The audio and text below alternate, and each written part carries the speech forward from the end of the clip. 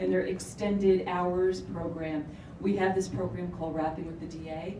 So, so I usually go over there, and I've been, teaching the kids about crime scenes and fingerprint analysis and how to prosecute criminal cases and all kinds of neat little things in the criminal justice system. And I just sit there with them, and it's kind of fun.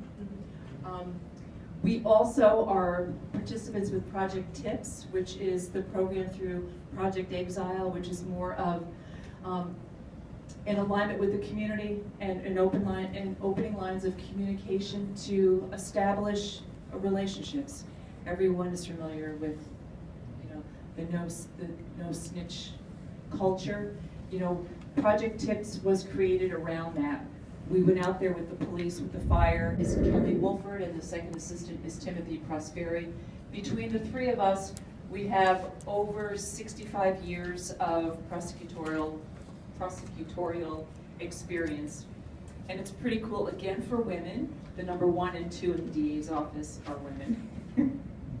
I have put together just a breakdown of male and female, and now we are more than 53% female attorneys, which is really exciting. When I started back in 1992, we were probably at about 10 to 15%. So we've really increased in ranks. Kelly and Tim are both in charge of all of the homicide prosecutions that come into the office. The Major Felony Bureau, which handles all of the violent felonies that come into the city.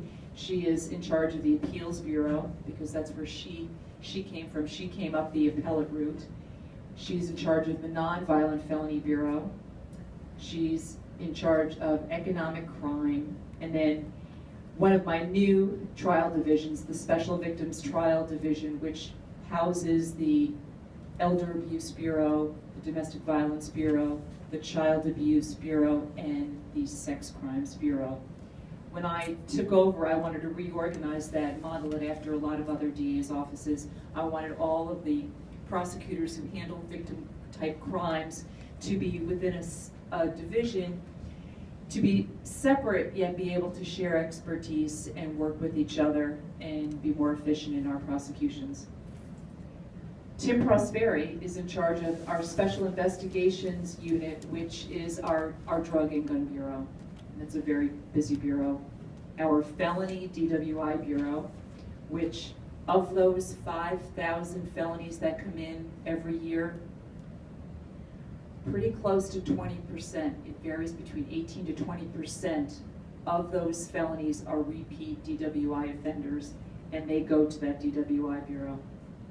He's in charge of our Local Court Bureau, those lucky 18 young attorneys who handle the 20 to 25,000 misdemeanors that come into our office, and our Grand Jury Bureau. Our Grand Jury Bureau consists of our Director of Attorney Training in each particular case. But this is just a recap of the statistics from 2013. So we took in 4,987 felony cases. So that is slightly down. So when they say that crime is slightly down in the city, that's true. There are some years when we were almost up to 5,300. So last year we came right under the 5,000 mark. So that is a market improvement. And of those, we indicted, meaning we didn't plea bargain, we didn't do the waiver. 1,400 of those went to grand jury, and we achieved indictments. The reason why those numbers are off is because sometimes the indictments include cases that would have fallen in the 2012 calendar year. That's when the numbers are off. And again, we have a 94% conviction rate. The GPS bracelet that was on Jarrell Henry, who killed Adeline Chung, we were able to prove that case by the chip in his parole bracelet. He thought that he was going to commit this crime and then still be back by his curfew, which he was, but he had the parole bracelet on, and we were able to use the technology and map out where he went, how he bought, the tote, how he went over to Tryon Park, and it was all on a little computer program, all because of the chip. So there's so much new technology that's fantastic. You know, we have the Monroe Crime Analysis Center, which is, you know, one of the, I believe there's 4 in the state. It's an intelligence gathering unit of law enforcement funded by the Department of Criminal Justice Services, and they gather intelligence on people, and they help in investigations, and they help us solve our crimes, and it's only going to get better. Yeah. So you're saying all new cell I'm phones have some type of chip? I'm telling you, yeah. Yes. If you had missed, yeah. Sorry, yeah.